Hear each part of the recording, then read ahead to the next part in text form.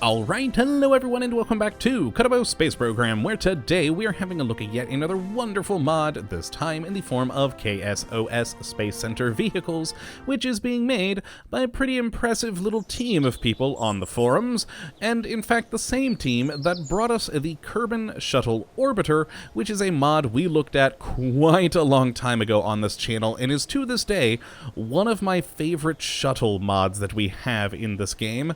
And shortly after they made the Kerbin Shuttle Orbiter system, they decided to make additional sort of expansion mods to that fit the same look and feel and style of the Kerbin Shuttle Orbiter system, but added in fun new parts like space station parts, or in the case of this particular mod that we're looking at today, Space Center vehicles. So a lovely little selection of rover parts to build things for use around the Space Center, or of course, anywhere out in the cosmos that you so desire. Now, unfortunately, it's taken me quite a while to get to this mod. This is one of those, oh boy, many mods at this point, that I wanted to get to ages ago when it first came out, but it just got lost in the constant tidal wave of new mods that come out for this game. But it was recently updated, and so I wanted to have a look at it after all this time that I've missed it, and, you know, just check out one of the many little expansion mods for the Kerbin Shuttle Orbital system. So let's jump right on into the spaceplane hangar and take a look at the impressive little list of parts that we do have for this mod. Now, unfortunately, I really do hate when mod makers do this. They have multiple different manufacturers for all the different parts. So like this one here is Kerbal Materials Corporation, but this one down here is Kerbonauts Gyronautics, and another part down here is Kerbal Material another material corporation. Lovely. But there's several manufacturers, so unfortunately we have nothing we can type into here to actually get all of them at once. So I went ahead and made ourselves a lovely little Space Center vehicles list here so that we do have what I hope are all the parts. Oh lord, I hope I didn't miss any, but we're going to start nonetheless and go from the top of the list down to the bottom. Actually, we'll start on the second line, then go back to the top of the list because, well, talking about this one doesn't make quite as much sense after, or before this one rather. But yes, the first part we'll have a look at is the Kerbostar fuselage, which is, well, a helicopter fuselage, as you can see here, which, yeah, let's actually grab a Mark 1-2, or no, just a Mark 1 command pod for size comparison's sake. Zoom ourselves in, back to the list, and there we go. Now the Kerbostar fuselage, which, as you can see, if we just spin it around that way and connect to the back, is a fairly sizable little helicopter fuselage. I'm always actually quite impressed by the size of this thing, and absolutely gorgeous modeling that's been added to this. I mean, just look at the detailing. Very nice and smooth, good design for the different textures.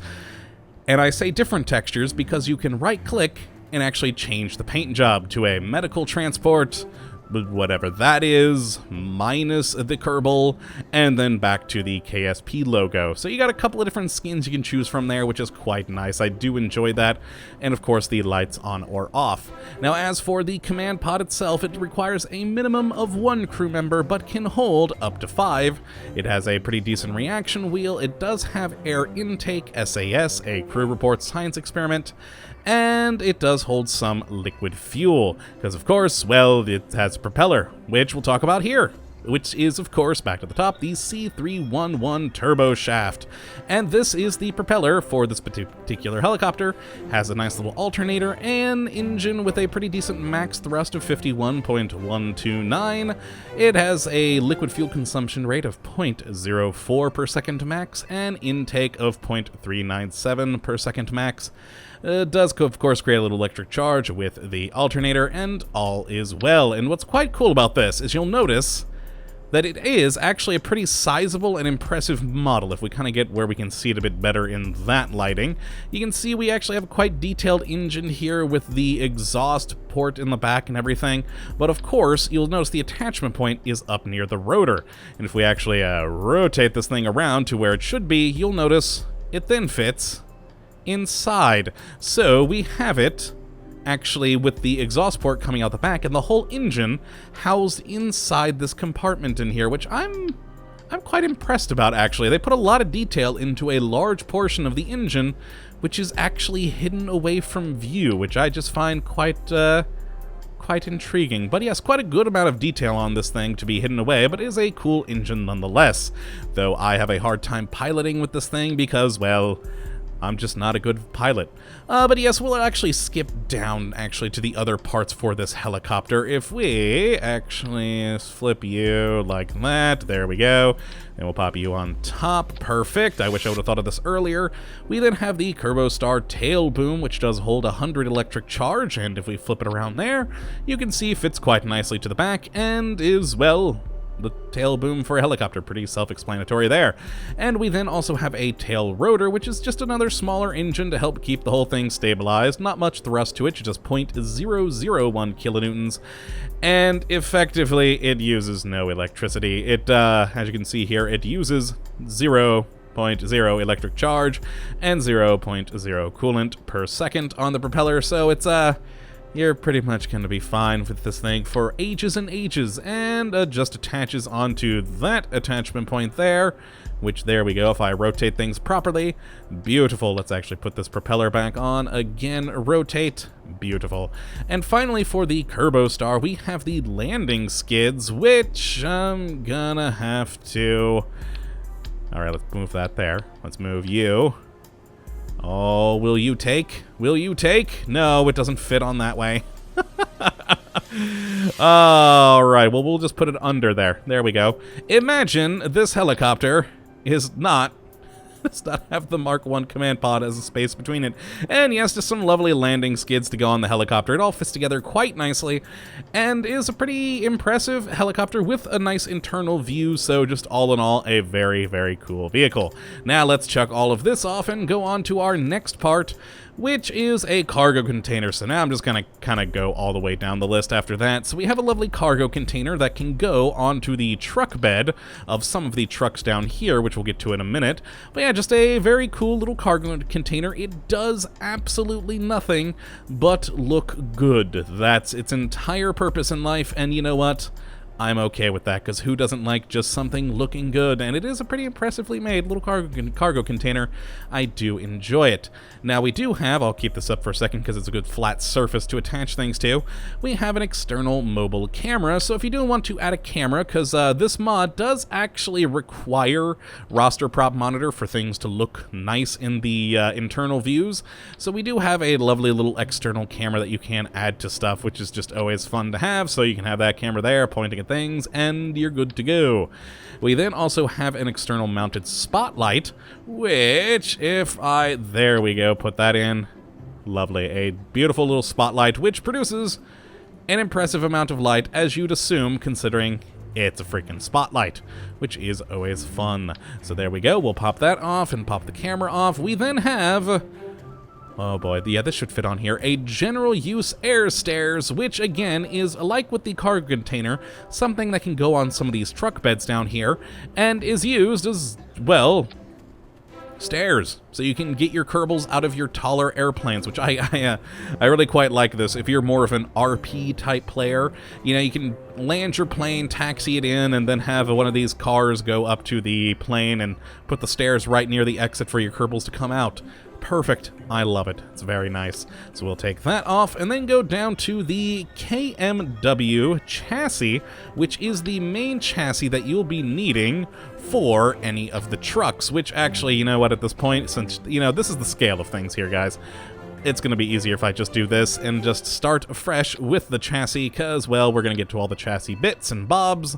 So that down there, lovely. So this is the chassis specifically for the larger trucks. So the first one we have is the KMW coach body, and this is a freaking bus, which you can use to move your Kerbals around to your different planes, etc. It's quite an impressive little thing. It does have, of course, lights on, and it has a full internal view and can hold a whole lot of people. In fact, as you can see here, it holds 9 personnel. It does have a built-in alternator. It needs at least a minimum of 1 crew to operate. It does have its own built-in engine, but this engine actually isn't used for thrust. It's used for the alternator, because the wheels, which we'll get to momentarily, they work like any other wheel in the game off of electricity. So this engine in here is purely for the electrical generation, so it'll produce 60 electricity per minute, and does of course have a resource intake for air, and yeah, a small container of fuel for this thing to actually work, which the fuel, I probably should have mentioned, is back on the chassis itself. As you can see here, it holds 150 electric charge and 50 liquid fuel, so not a whole lot, but considering the fuel is purely used for the alternator, it's gonna take quite a while to go through it all. But there we go, we have the bus, the first of the large truck bodies for the KMW chassis. The next is a fire engine. This one has a crew capacity of 3, minimum of 1. Again, the alternator with the engine and all of that, so same deal. It also has an engine for pumping water, but I still have yet to figure out how that works, so I'm not entirely sure on that. But it is a thing, because if we click on this, first off, we again... Oh god, let's get that off there. There we go. We then have again another paint job where you can go between the yellow and the red, which is quite cool. We do have the water cannon, which we can raise. There we are, lovely. And we can switch the engine from generator to water pump mode. I don't know what that does, I have to admit. I haven't figured that out yet, but it's there. And of course, we can lower the water cannon back down, and of course, turn on the lights, and even siren lights. Now, unfortunately, there's no siren sound, but it does have the flashing red lights on top, which are a good little addition. I quite enjoy having that, but overall, very cool little fire engine. Now, the next part we have is the heavy-duty tire. Now, this is specifically for the KMW chassis, and these tires, well, they're just tires that fit perfectly into the wheel well for these. Whether it's the bus or the fire truck or any of the others, you're good to go, and they're pretty impressive little wheels, actually. You can see here you have a lot of control over the spring strength, the damper strength, traction control, brakes. You can actually turn on friction control on auto or have it override and do manual, so you can control that. Same with the traction control. And you also get a variety of paint jobs, which is always good. Now, as for the power of these themselves, they have 1.2 kilonewtons of braking torque and a max speed of 40 meters per second, and use 1.1 electric charge per second. So pretty nice little wheels, always good to have. Now, the next truck body that we have for the KMW chassis is a Lorry body, which is awesome because, of course, it's the trucks you see rolling around in here, and that's just great. Now, it does have an internal view, just like the other trucks that we've had so far, and of course, it does have an attachment point on the top here, so say, for instance, you can pop on one of those cargo containers that we had earlier, you can pop on the stairs if you so desire that, or more importantly, I'm going to skip ahead a little bit, liquid fuel container, because imagine this, you have the Kerbal attachment system installed as well. You can land a plane, roll this thing out there that's full of 180 liquid fuel and 220 oxidizer, attach it to the plane with the Kerbal inventory system, and then refuel. How wonderful is that? I really, really do like this particular tank. Plus, I mean, who doesn't like rolling around with a flammable tank on the back? It's pretty awesome. So that is that. Now, the next part we have, we're actually gonna... we'll leave the chassis on for now, is the KMW Rover body, which, actually, I am gonna go to a new one because, again here, we have another new Rover chassis. So after the main chassis here, the KMW chassis, we have the KMW Rover chassis, which is specifically for this part and this part alone, the KMW Mark II Rover body, which fits right on top, and as you can see, fits nice and snugly in, makes it look kind of like a dune buggy. I quite enjoy it. Now, the Rover chassis only holds 10 electric charge. The Rover body holds 150 and requires 1 crew to operate, maximum of 4. It's a pretty no-frills sort of thing, not a whole lot to it, but you can expand its capabilities by, 1, having a Rover ASAS power module, which has a reaction wheel to make up for the fact that the Rover body doesn't have a reaction wheel. Also has SAS and 250 electric charge, and that fits right on the back. You can see the nice little design back there. We have, and it just clicks in, fits perfectly. We then also have a Rover auxiliary fuel module, which actually does serve as an unmanned command pod if need be. Also does have a built-in reaction wheel, 45 liquid fuel, 55 monopropellant, and 55 oxidizer. And again, you just pop that onto the back there, and a lovely, lovely detailing. I like the different fuels being labeled there. Very cool. And finally, we have a Rover cargo container, which goes on the back. Again, it's useless. It does nothing, but it serves as a nice little aesthetic piece. I enjoy it. And then, yeah, we'll actually go back to the normal things now. So let's pop you off and go to the next car that we have. And this doesn't need a chassis. This is purely the KMW sedan body. And we're actually going to have to go and do a new again, aren't we? Yes, there we go. Lovely. Excellent. So we have just a tiny, tiny little sedan. And this has its own wheels, the sedan tire, which you can see right here. And it goes in, it has all the same options as the KMW heavy-duty tire up here. And it has pretty typical stats for it as well. It has a bit more braking torque at, yeah, that one had 1.2, this has 1.9. This one gets up to 40 meters per second and the 60 electric charge per minute.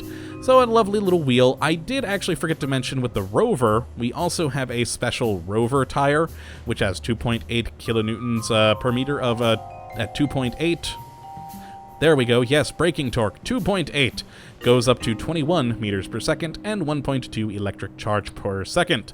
And pretty big on here, but fits perfectly on the Rover chassis. Now, besides this one, we also have another lovely little sedan, which if we go to new again, and it's a sedan patrol car, so we can have the police out here. Oh, look at it, it's beautiful. You got the little antenna, the Kerbal Center Police, it's a great...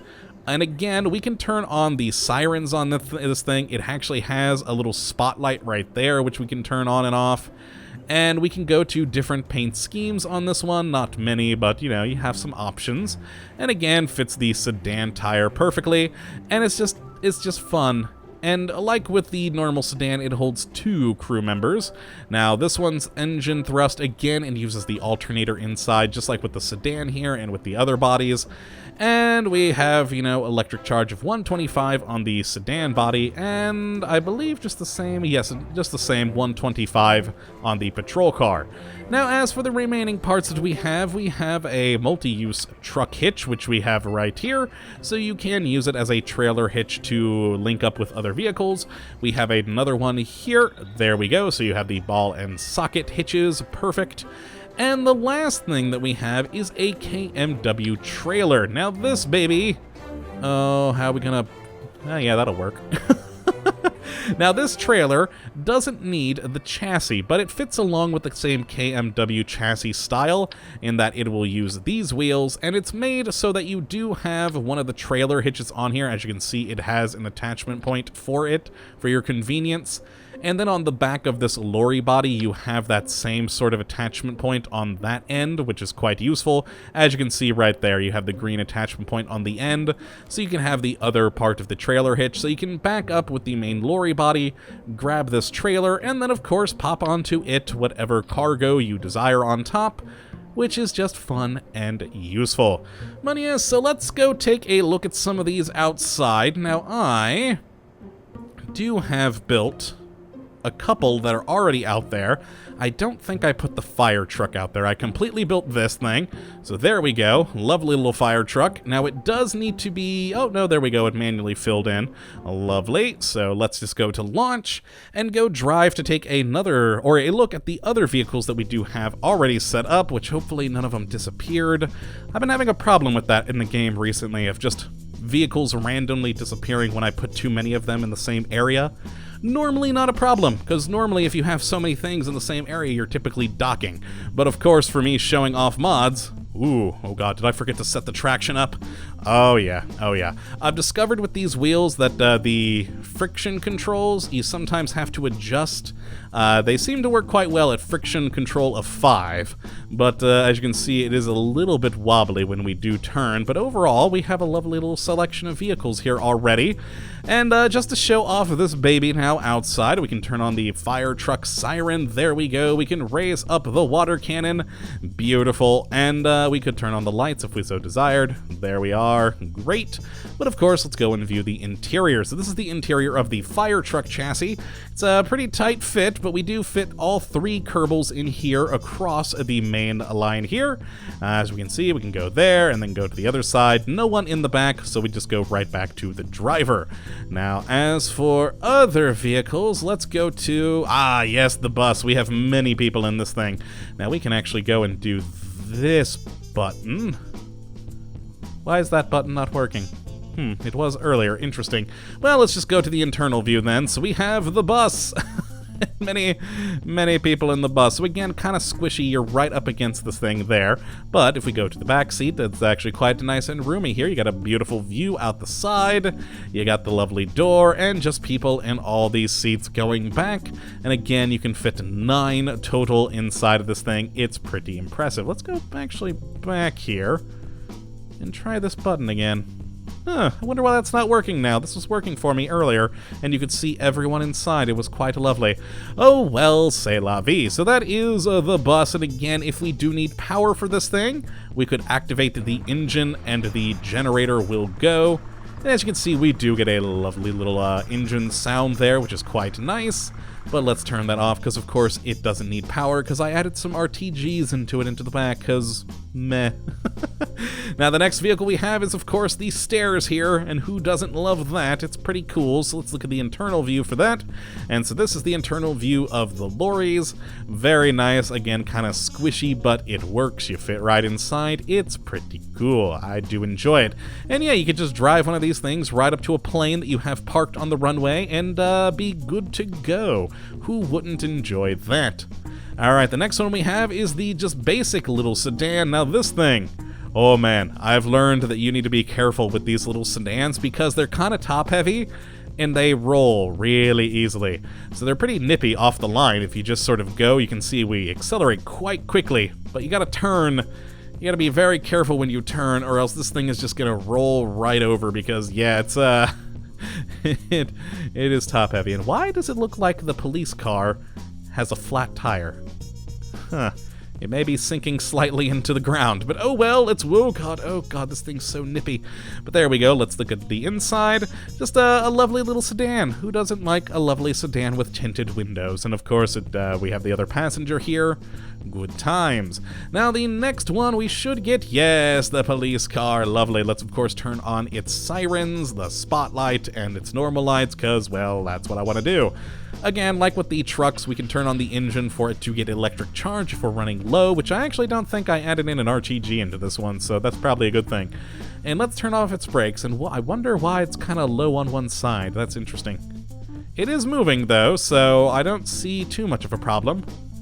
Though, it seems to be going slower than the other sedan, which is odd. They have the exact same tires, but oh well, c'est la vie. I'll just roll with it, because hey, it's actually good the thing goes a little bit slower, because yeah, that sedan, man, I have flipped that thing so many times just trying to park it over here with these other vehicles. It's a bit of a thing. But okay, let's park it up and go to the next one. Now, of course, we're not going to go inside because we've already seen that, but just another option with the fuel container. You just drive this up to your plane and then hook it up if you have the Kerbal inventory system installed and refuel your planes on the runway. Pretty cool and very, very fun. And then finally, we have the Rover here, which I did install the nice new spotlight on. Very cool. I really love the look of this thing. It just reminds me of a dune buggy. And we got the nice little large fuel container. There's the word I'm looking for there. And just nice and overall thing to have. I do quite like it. Let's turn on its lights and go take a look at the inside. Again, like with many of these, it's kind of squishy, but you can see over there we actually have the roster prop monitor screens. And if we go over to the side, it's squishy, but you got it right there. You kind of zoom down to see it, and then we got the two fellas in the back here, and with a lovely view of everything around them. Always nice to have. There we go, and that is basically the land vehicles. I mean, there's a few other options. I didn't bring out the trailer or anything like that, but overall, very, very cool. I'm extraordinarily happy with these things. They're just so much fun. But of course, we also have the helicopter, so let us go and grab that real quick, because, well, yeah, the Rovers, they roll around like any other Rover. The helicopter, on the other hand, Oh god, I'm gonna crash. I've yet to successfully fly this thing. I'm sure someone could if you had the, abilities, unlike me. Let's get some more Kerbals so we can actually fill this thing and see all the seats. And go to launch. And it should load up quite nice and quick, and there we go. So let us take a look at the internal view. We have the pilot seat here, again, lovely roster prop monitor views, very cool little control panel there in the center. A lot of good detailing into all of the internals. I do quite like it. Let's switch over there. We got our instruments, lovely center console with, looks like the radio and everything. Very nice indeed. And we have the people in the back seat, which we can fit 3 here in the back seat, as you can see, to a total of 5 Kerbals at all. Inside of here, a very, very nice. This one has a pretty good view of things. Very cool. All right, let's go back out and try to fly this thing. Oh, Lord. I'm gonna break it. Like I said, I've yet to fly this thing successfully. It takes off pretty easily. But then it's the actual flying around that I have a problem with. I'm sure a better pilot could handle it, but for me, being a crappy pilot, yeah, it doesn't go so well. Oh god, oh, and I'm already gonna crash it. I'm already gonna crash it, and I've crashed it. Yep, we've exploded it. I tried to turn to go and look at the vehicles over here, and it didn't go well. Let's revert flight and try that again. We'll try it one more time. But like I said, you guys know I'm an awful pilot. I can do rovers, I can do rockets, I can kind of do airplanes, but helicopters are a new experience for me in this game. It's kind of difficult to get used to. But let's try it again and just see if we can go straight down the runway, perhaps. And what the hell? Let's just go full throttle. Yeah, there we go. Booyah! Oh god, we're flying. Oh lord, we are flying. And we're flying forward. I'm going to die. Yeah, these Kerbals are never going to return to the ground safely. But yes, there we go. We have a lovely helicopter here. Oh god, I did not mean to do that. Oh lord, I was trying to hover. Oh, now I've gone too far forward and I'm flipping. Okay, yep, I should not be allowed to fly helicopters ever. And they're gonna die again. Yep, they've died again. So, that... Let's go back over here to the things I can drive. Beautiful. There is our lovely Space Center vehicles that we have. A whole lot of fun, a great little mod pack. If you guys would like to try it out for yourself, definitely go and have a look at the link in the description, as always. And yeah, I hope you have enjoyed this video today, and of course that you do come back for the next, when we'll be looking at yet another fun mod. But until that time, thank you for watching, and as always, have a good one.